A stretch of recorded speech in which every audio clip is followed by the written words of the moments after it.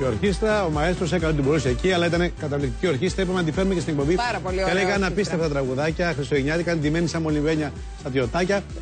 Πάρα πολύ ωραία εμπειρία. Ωραία. Όπως και η εμπειρία που θα νιώσουμε αμέσως τώρα. Μου το κάνεις αυτό κάθε φορά. Στον Ανδρέα ασταμάτητα. Δοκίμασα γιατί είναι η ώρα, παιδιά, που πεινάω. Δεν μπορώ να πεθαίνω τη πείνας και να κάθομαι και κοιτάω τους άλλους που τρώνε. Κάτι πρέπει να φάω. Ωραία. Να φας λοιπόν υγιεινά. Ναι, να φας μεσογειακά, σωστά μαγειρεμένα από την Taste and Diet, με 4 γεύματα την ημέρα και γλυκό, έτσι όπως πρέπει να τρώμε όλοι μας. Πρωινό, μεσημεριανό, γλυκό, βραδινό, κάθε μέρα διαφορετικό μενού. Χορταίνοντας λοιπόν γεύση, χάνουμε κιλά. Και τα 2 σε 1.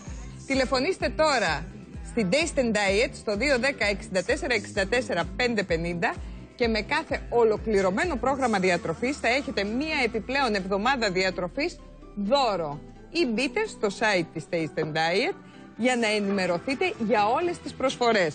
Αλλά τηλεφωνήστε στο δικό μας τηλέφωνο, εδώ 210 66 39 200 και ένας ή μία τυχερή από εσάς θα κερδίσει ένα μηνιαίο πρόγραμμα Taste and Diet με διανομή στο χώρο σας και επίβλεψη του διατροφολόγου καθ' όλη τη διάρκεια του μήνα αυτού. Σωστά. Έχει τα πάντα, έχουμε καινούργια πάλι μενού. Κάθε φορά μας εντυπωσιάζει Taste and Diet γιατί βλέπω την μπριζολίτσα, την έχω βάλει στο μάτι. Είδες με τι συνδυασμό την έχει με πατάτα, αλλά πώς, σωστά μαγειρεμένα.